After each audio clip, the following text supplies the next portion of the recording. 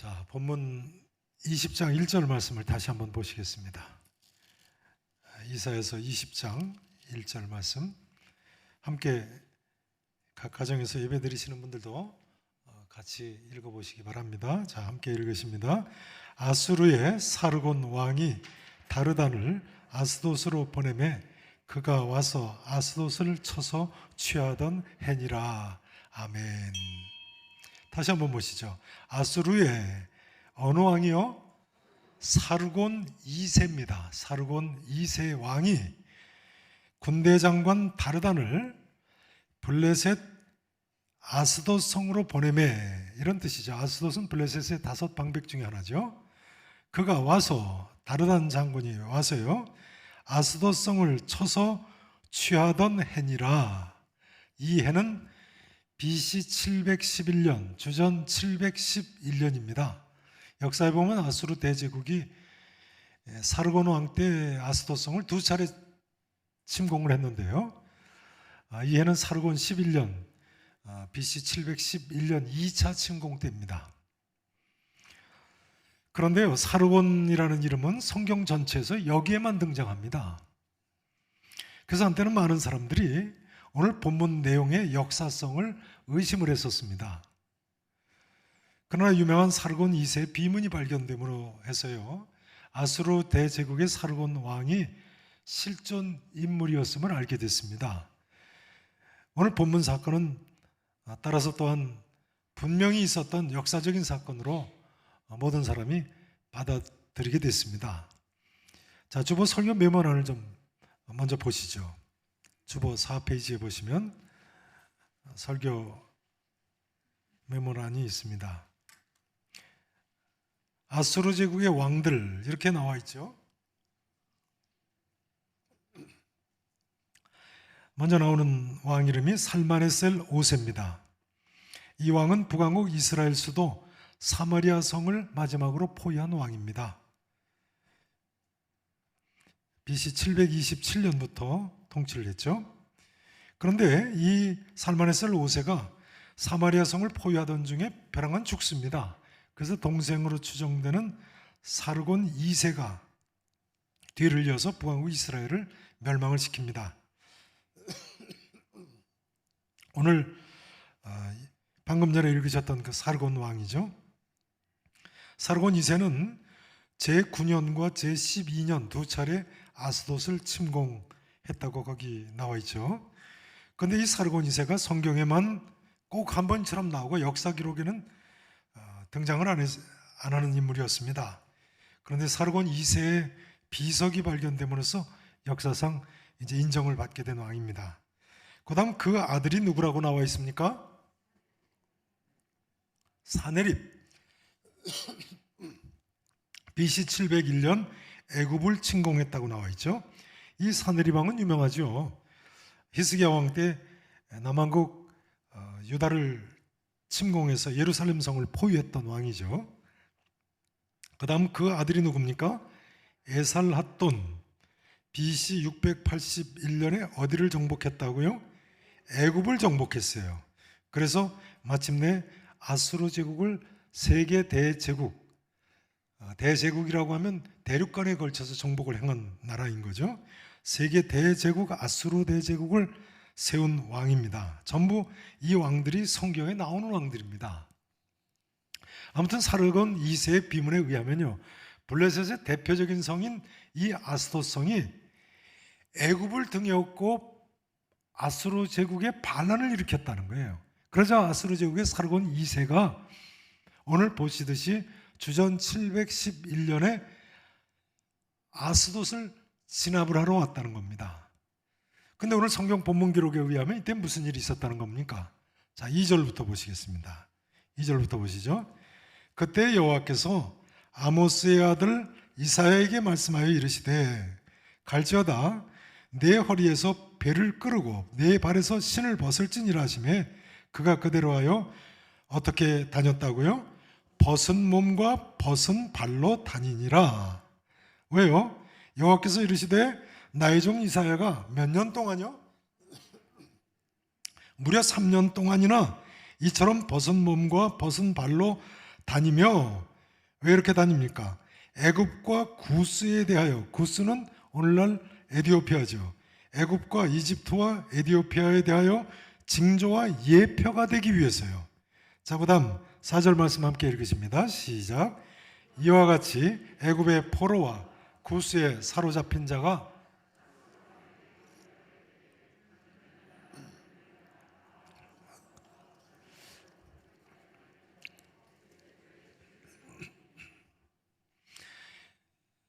하나님께서 이사야 선지자에게요, 애국과 구스에 대한 징표와 예표로 3년 동안이나 벗은 몸과 벗은 발로 다니라고 명령을 하셨어요. 이렇게 포로가 돼서 애굽 사람, 구스 사람들이 아수르 제국에 끌려갈 거라는 예언이죠. 이제 여쭤봐야 되겠습니다. 그럼 애굽과 구스, 오늘날 이집트와 에티오피아 사람들인데 이 사람들이 아수르 제국 포로로 끌려가는데 이사야 선지자가 왜 3년간이나 그 포로들처럼 벗은 몸 벗은 발로 행할 것이 뭐가 있겠습니까? 남의 나라인데요. 왜 이렇게 살아야 됐을까요? 그 답은 잠시 후에 생각을 해보시고요. 우선 여기 벗은 몸은 완전히 발가벗은 것은 아닌 것으로 봅니다. 이스라엘은 겉옷을 정사각형 옷을 입는다고 말씀드렸죠. 그 정사각형 옷 네 귀에 술을 달고 몸에 둘둘 말게 되어 있습니다. 이 옷술을 단 겉옷을 벗고 속옷만 입고 다니는 것을 벗은 몸이라고 표현을 합니다. 그래서 마가복음 14장 51절에도 보면 예수님께서 겟세마네 동산에서 잡히실 때 한 청년이 벗은 몸에 배 혼이불을 두르고 예수님 따라가다가 무리에게 잡히니까 배 혼입을 벗어버리고 벗은 몸으로 도망하니라, 이렇게 나와 있죠. 이 청년 마가복음의 저자인 마가로 알려지고 있습니다만 이 경우도 이 청년이 완전히 다 벌거벗고 뛰어갔다는 얘기는 아니고요, 속옷바람으로 도망했다는 그런 뜻입니다. 그 경우에 벗은 몸으로 도망하니라, 이렇게 기록을 하고 있어요. 아무튼 이사야 선지자는요, 하나님께서 명령하신 대로 이처럼 속옷바람에, 그것도 맨발로 3년간이나 바깥을 나다닌 거예요. 그러니 이사야 선지자에게 얼마나 고통스럽고 수치스러운 일이었겠습니까? 이사야 선지자는 왕족인데요, 왕족이니 얼마나 수치스러웠겠어요. 3년간이나 다른 사람 보기에 미친 사람같이 보였을 겁니다. 어쩌면 이사야 선지자는 4절에 나와 있는 대로 실제로 볼기까지 드러내고 다녔는지 모르겠습니다. 포로 흉내를 내느라고요. 그렇다면 동네 애들이 쫓아다니면서 놀리고 돌팔매질을 했겠죠. 성도 여러분 아시죠? 하나님의 말씀대로 산다는 것은 이처럼 쉽지 않은 것입니다. 때로는 고생스러운 겁니다. 선지자는 누구보다도 하나님 뜻을 밝히 알던 사람이니까요, 이런 이야기가 됩니다. 오늘날도 하나님 뜻을 밝히 알고 하나님 뜻대로 사는 사람은 고생스러울 때가 있다. 근데 여러분, 이사야 선지자는 하나님 뜻대로 순종을 하지 않았습니까? 요즘 코로나19로 어렵습니다만 우리 모두가 하나님 뜻대로 살아야 될 줄로 믿습니다. 이사야 선지자의 뒤를 이은 예레미야 선지자, 토굴 감옥 속에서 얼마나 많은 고생을 했습니까? 이사야나 예레미야 선지자가 비난받을 것이라고는 하나님 말씀 외친 것밖에 없는데요. 예레미야 선지자의 뒤를 이은 에스겔 선지자는요, 에스겔서 24장 16절에 보면 하나님께서 오늘 에스겔 선지자에게 이렇게 말씀하셨다는 거예요. 인자야, 내가 내 눈에서 기뻐하는 것을 한번 쳐서 빼앗으리니 너는 슬퍼하거나 울거나 눈물을 흘리거나 하지 마라. 그런 거 안 해가지고 세상을 떠났지요. 그래 에스겔 선지자는 오늘 갑자기 아내를 잃고도 울지를 못했어요. 그런 고통이 어디 있겠습니까? 이것은 물론 예루살렘 성이 멸망할 때 너무 슬퍼서 울지도 못할 것의 예표적인 사건이었습니다만 하나님께서 너무하신 것 같지 않습니까? 여러분, 하나님 말씀대로 하나님 뜻대로 산다는 것이 쉬운 것이 아닙니다.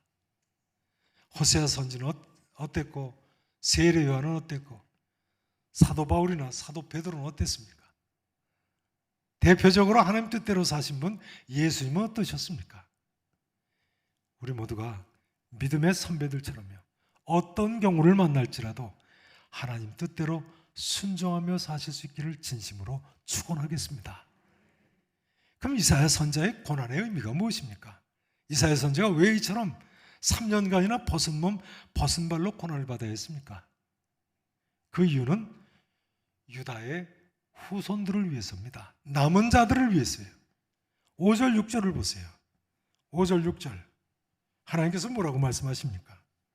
그들이 바라던 구수와 자랑하던 애굽으로 말미암아 그들이 놀라고 부끄러워할 것이라. 보세요. 그날에 하나님의 심판날에 말이죠. 이 누구들이 말하기를요, 해변 주민들이 말하기를 우리가 믿던 나라, 저들이 믿던 나라가 어느 나라입니까? 곧 우리가 아수르 왕에게서 벗어나기를 바라고 달려가서 도움을 구하던 나라, 애굽이죠. 애굽이 이같이 되었은즉 우리가 어찌 능히 피하리요 하리라. 여기 해변 주민은요, 지중해 연안에 걸쳐 살고 있는 유다 백성들을 포함한 아스도성 사람 같은 사람들을 가리킵니다. 유다의 해변가 길은요, 아수르 제국이 애굽과 구스를 쳐들어가는 길목입니다. 이 지중해 해안가 길에 아스도 성도 위치하고 있습니다. 근데 이사야 선자는 하나님께서 이번에 이 아스도 성을 함락되게 하실 거라는, 그리고 아스도 성을 함락한 아수르 제국 때문에 마침내 애굽과 구스 사람들도 포로로 끌려가게 될 것이라고 이처럼 예언을 하시는 거예요. 그러니 남한국 유다 백성들에게 애굽으로 도움을 구하러 가지 말라는 말씀이에요. 하나님께서는 다시 한번 도움을 구하러 애굽으로 내려간 자들은 화했을진저 말씀을 하시는 것입니다. 이사야서 31장 말씀을 한번 보시죠. 이사야서 31장 1절을 보세요.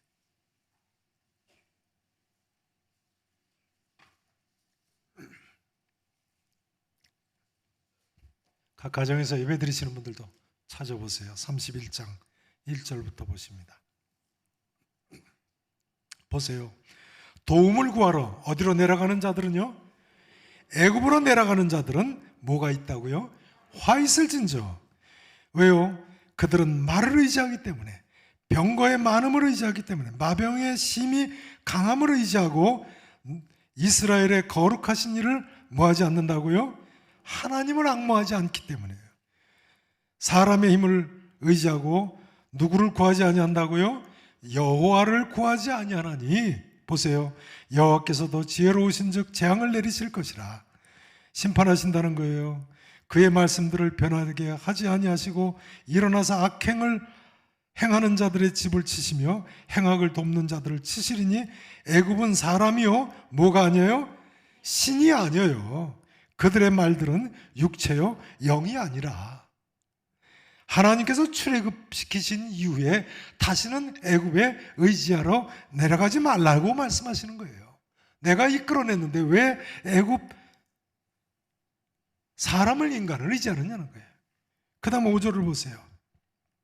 자, 5절 말씀 함께 읽으십니다. 시작. 새가 날개치며 그 새끼를 보호함같이 나 만군의 여호와가 예루살렘을 보호할 것이라. 그것을 호위하며 건지며 뛰어넘어 구원하리라 하셨느니라.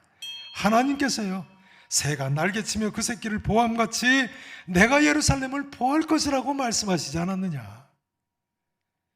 인간 의지하러 애국까지 말라는 거예요. 이제 아스돗이 봐라 곧 망할 것이다. 뿐만 아니라 너희가 의지하는 애국과 구스도, 당시 애국과 구스는 한 나라였습니다. 애국과 구스도 아스돗 성처럼 그렇게 될 거다. 그런 말씀인 거죠. 그러니 주변 큰 나라 의지하지 말고 여호와 하나님만 의지하라는 말씀인 것입니다. 이때 애굽은요, 아스돗성을 돕기로 약속을 했었습니다. 그리고 남한국 유다의 히스기야 왕도 애굽하고 아스돗 옆에 있는 나라니까요, 애굽과 아스돗 편에 서야 할 입장이었습니다. 이때는 히스기야 왕 때죠. 그러나 이사야 선지자가 이 정도로 벌거벗고 강경하게 하나님 뜻이라고 증거하고 외치면서 다니니까 히스기야 왕이 이때 틀림없이 애국과 아스도 편을 들지 않았을 겁니다. 그러니까 남한국 유다가 히스기야 왕 때 아수르 대제국 사르곤 왕이 옆에 있는 아스도성을 치면서도 남한국 유다를 공격하지 않은 거죠. 그럼 이후에 애굽은 어떻게 됐을까요? 어떻게 됐을까요? 애굽은 오늘 사건 있은 10년 후인 주전 701년이죠. 아수르 제국의 이 사르곤 왕의 아들 사네립 왕의 침공을 받았습니다. 이때 애굽인들이 틀림없이 이사야 선지자의 예언한 대로 벗은 몸으로 수치스럽게 아수르로 끌려갔겠죠. 그 이후에 또 20년이 나서 주전 681년에는요. 그러니까 오늘 사건이 있은 지 30년 후죠. 애굽은 아수르 제국의 에살핫돈 왕에 의해서 수도 멤피스가 함락이 됐습니다. 하나님께서 이사야 선지자에게 벗은 몸 벗은 발로 예언하게 한 이유가 그러니까 분명히 있으셨던 거예요. 여러분 어떻게 생각하십니까? 하나님께서 이사야 선지자를 통해서 이렇게 미리 말씀하지 않으셨다면요, 이 모든 사건들을 겪으면서도 유다 백성들은 왜 망하는지도 모르고 덩달아 망했을 겁니다. 유다 백성들, 우리가 하나님을 의지해야지 다시는 말이나 병거나 마병의 많음을 의지해서 안 된다는 사실을 깨닫지 못했을 거예요. 재밌는 사실은요, 오늘 사건 10년 후에, 그러니까 주전 701년이죠. 애굽의 아수르 제국 사네립 왕 침공을 받았다고 말씀을 드렸는데요. 이 주전 701년의 전쟁이 유명한 히스기야 왕이 15년 생명 연장 받고 아수르 군대가 여호와의 사자의 치심을 받고 어느 날 밤 갑자기 퇴각한 바로 그 전쟁입니다. 사네립이 군사 18만 5천 명을 잃고 어느 날 밤에 갑자기 퇴각하지 않았습니까?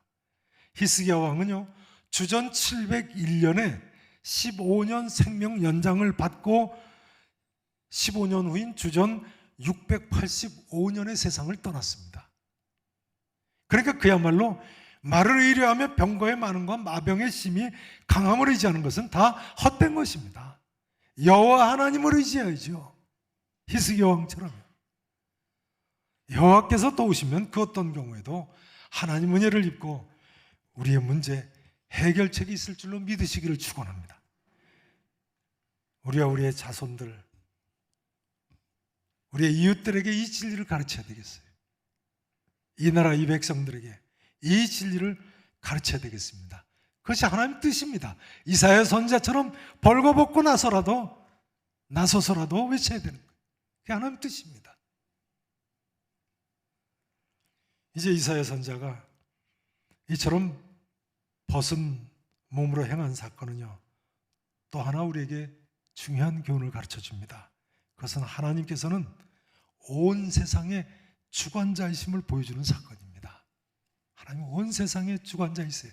지난주에 말씀드린 대로요, 이사야서 13장부터 34장까지는 하나님께서 많은 나라들을 심판하실 것을 구체적으로 거명하면서 계시하고 계세요. 그런데 보세요, 애굽이건 여기 기록된 구스건 아수르 제국이건 블레셋의 아스돗이건 유다 해변의 주민들이건 열국의 흥망성쇠 누가 다 주장합니까? 하나님께서요. 여러분, 역사의 주관자는 하나님이십니다. 역사상 그 강했던 아말렉 족속, 모압 족속, 에돔 족속, 암몬 족속, 블레셋 족속, 아수르 대제국, 바벨론 대제국 다 어디 갔습니까? 이 성경 예언의 말씀대로 흔적도 없이 다 멸망하고 말았습니다. 그 강한 그 모든 족속들, 나라들, 대제국, 이사야 선지자가 예언한 대로 바벨론 제국에서 다 멸망당하고요. 그 후에 이 바벨론 제국은 어떻게 됐습니까? 이사야 선지자의 예언대로 그 뒤로 메데파사 제국에 의해서 멸망당했죠. 그 다음 바벨론 일대는 알렉산더 대왕이 쳐들어오죠. 로마 대제국이 또 쳐들어오죠. 6세기에는 이슬람 교도들이 마침내 내려와서 다 무너뜨렸어요. 13세기에는 몽골족이 쳐들어와서 아예 이제는 역사에서 사라져버리고 말았어요. 지금 사는 사람들은 아랍 족속, 아라비아 족속들이 내려와서 사는 거죠. 반면에 당시로서는 도저히 믿을 수 없던 말씀이죠. 그 후손을 하늘의 별과 같이 바닷가에 모래와 같이 번성하게 하시겠다고 하던 이스라엘, 오늘날 어떻게 됐습니까? 문자 그대로 번성하지 않았습니까? 우리는 세계 역사를 통해서 하나님 살아계신 것을 인정하지 않을 수 없습니다. 이사야 선자의 이 예언의 말씀을 통해서요, 우리는 온 세상이 하나님의 주권하에 있음을 다시 한번 확실하게 알 수 있습니다. 여러분, 우리 하나님께서는요, 이처럼 항상 온 세상을 염두에 두고 계십니다. 좀 더 정확하게 말씀드리자면 하나님께서는 항상 온 세상의 구원을 염두에 두고 계십니다. 믿으실 수 있기를 축원합니다. 창세기 12장 3절에도 보면요, 그래서 하나님께서 아브라함에게 부르시면서 이렇게 말씀하시죠. 땅의 모든 족속이 너로 말미암아 복을 얻을 것이라. 땅의 모든 족속이요. 또 출애굽기 19장 5절에 보면요, 하나님께서 이스라엘 민족과 언약을 세우시면서도 이렇게 말씀하시죠.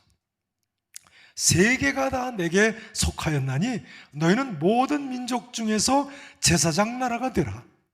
그러니까 하나님께서는 항상 온 세계 모든 민족의 구원을 염두에 두고 계신 겁니다. 제사장 나라니까 다른 민족의 구원을 위해서 힘쓰는 나라인 거예요.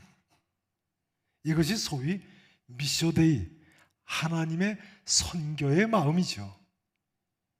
요즘 우리가 코로나19가 속히 종식되고 다시 세계 선교의 문이 열리기를 위해서 기도하고 있습니다만, 여러분, 코로나19라 아무리 어렵다고 하실지라도 하나님의 이런 마음을 헤아리시면서 기도에 힘을 내시기 바랍니다.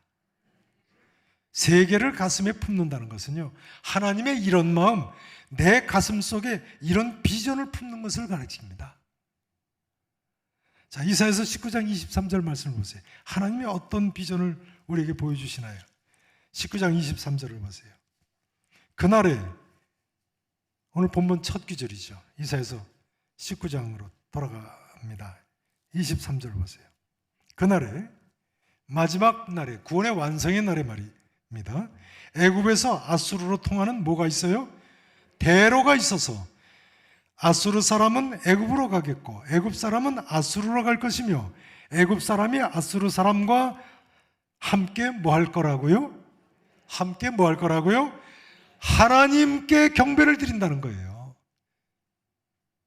애굽 사람과 아수르 사람이요. 하나님께서는요, 놀랍게도 오늘 본문 앞부분에서 이스라엘뿐만 아니라 애굽과 아수르까지도 구원하실 것을 이처럼 계시하고 계십니다. 그러니까 하나님께서는요, 사실을 아수르 제국에 의해서 멸망당하는 아스돗성이나 애굽이나 구스나 뿐만 아니라 포로로 끌어가는 아수르 대제국, 사실은 다 하나님께서 완전히 멸망시키기를 원하시는 것이 아닌 것입니다. 하나님께서는요, 모든 민족이, 열방이 구원 얻기를 원하시는 하나님이세요. 인생들의 죄성 때문에 하나님을 스스로 떠나고 서로 싸우고 신음하는 것일 뿐이죠. 이제 그 다음 구절, 이사야서 19장 24절 25절 말씀만 다시 읽고 마치겠습니다. 금주의 말씀입니다. 24절 제가 봉독을 드립니다.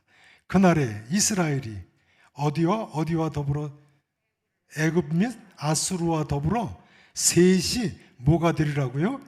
세계 중에 복이 될 거라는 거예요. 이스라엘도 애굽도 아수르도 복이 될 거라는 거예요. 자, 그다음 같이 읽으시죠. 시작. 이는 만군의 여호와께서 복 주시며 이르시되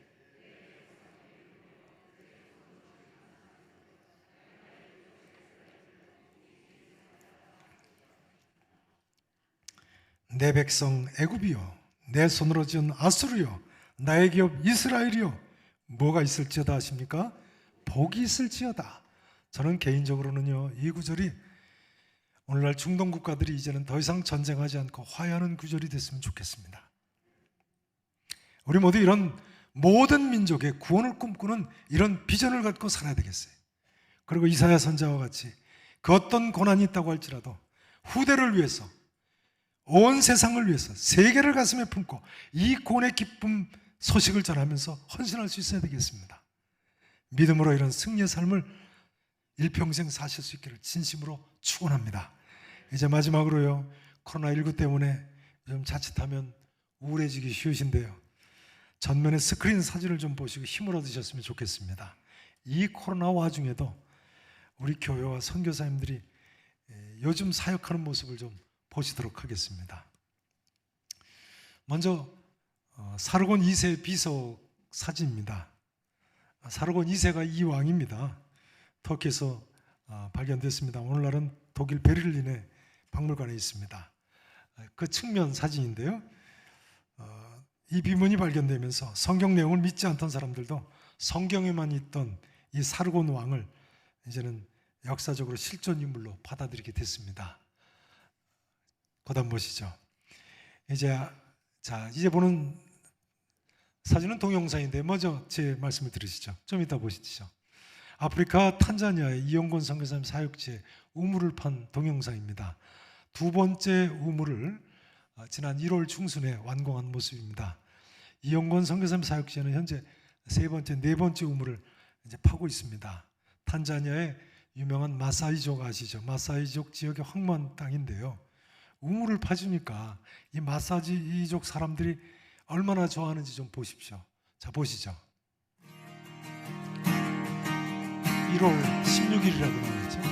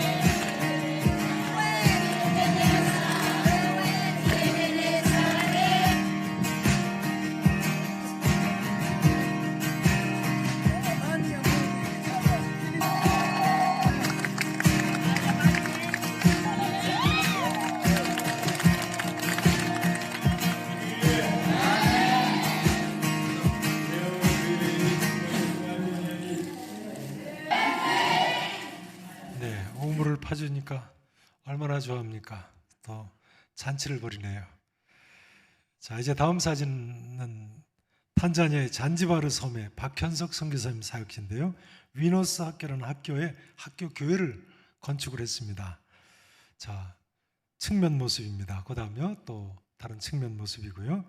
그 다음에 내부 모습입니다. 자, 이 위너스 학교 교회는요, 지난번 착공할 때 말씀드린 대로 고 강푸름 청년의 헌금으로 지은 교회죠. 자, 그 다음 보세요. 위너스 학교 교회의 사역자와 박현석 선교사님입니다.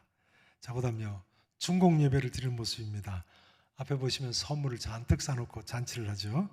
그 다음요, 사진에 보시는 대로요, 위너스 학교가 지은 지 10년 됐다고 그래서요, 이 교회에, 이건 학교죠, 벽도, 지붕도 페인트 칠을 이렇게 이쁘게 하고 또 전기도 연결해주고, 사진 자세히 보시면 천정에 새 선풍기도 이렇게 달아주게 됐습니다.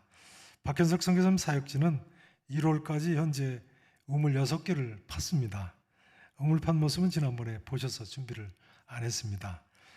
자, 그런데요, 이 탄자니아의 잔지바르라는 섬은 글쎄요, 우리 제주도보다 조금 더 큰 섬인가요? 특별히 이슬람교도들 지역입니다. 그래서 이슬람교도들이 교회를 핍박해서 1년에도 교회 몇 군데를 불태우게 하는 지역인데요. 박현석 선교사님이 이렇게 학교도 세우고 또 우물도 파고 구제를 많이 하고 하니까요, 핍박을 안 하고 오히려 교회를 너무 쉽게 나온다는 거예요. 자, 이제 위너스 학교 교회 준공하고 입당하는 동영상을 좀 보시겠습니다. 전면에 학교 새로 페인트 칠한 모습이죠.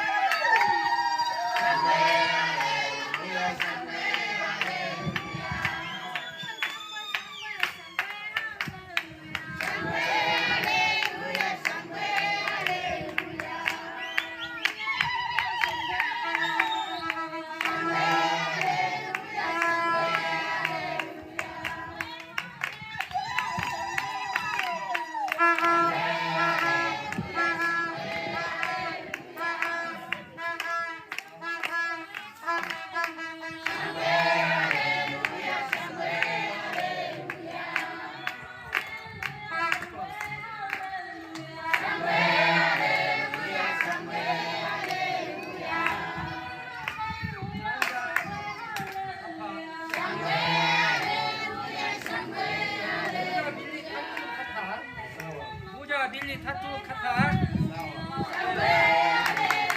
모자 밀리 타투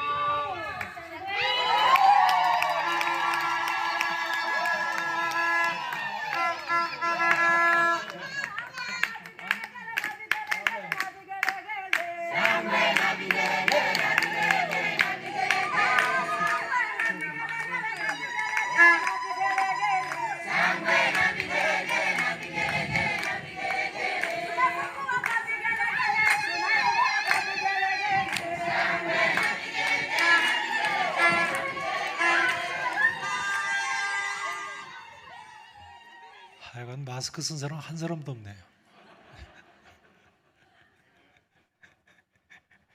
근데 아프리카에서는요, 코로나19보다 말라리아나 댕기를 더 무서워한다는 거예요. 코로나19는 감기처럼 돌림병으로 앓는답니다. 그러다 보니까 박현석 선교사님 부부도 코로나19 벌써 지나갔어요. 근데 뭐 아프니까 교인들이 무슨 풀뿌리를 끓여다가 주면서 이거 먹으면 날 거라는데 그거 맞았는데 낫대요. 자, 이제 마지막으로 우리가 후원하는 네팔의 고아원이죠. 이해덕 선교사님 사역지인 소망의 집 500여 명이나 되는 엄마 아빠가 없는 애기들인데요. 강당에서 주님 다시 오실 때까지를 부르는 모습을 좀 보시겠습니다. 처음으로 네팔 말로 가르쳤다고 어제 오후에 동영상을 보내왔습니다. 좀 보시죠.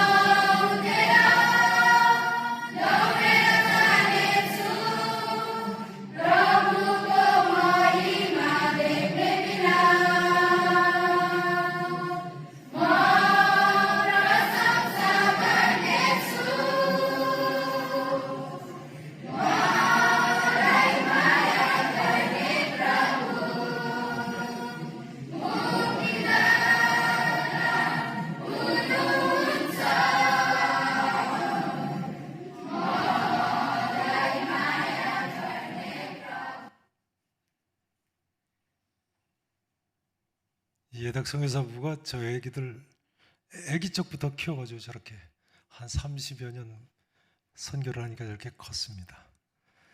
이제 손자 손녀도 많이 봤죠. 여러분, 우리가 하나님 뜻대로만 살면요, 사실은 아프리카의 마사이족들도 환영하고 이슬람 교도들도 저처럼 교회로 나옵니다. 네팔 같은 불교도들도 변화가 됩니다. 성도 여러분, 믿음으로 힘들 내시고 하나님과 같은 안목을 가지고 세계를 가슴에 품고 말이죠, 기도하시면서 헌신하시기를 진심으로 다시 한번 축원하겠습니다. 기도하십니다.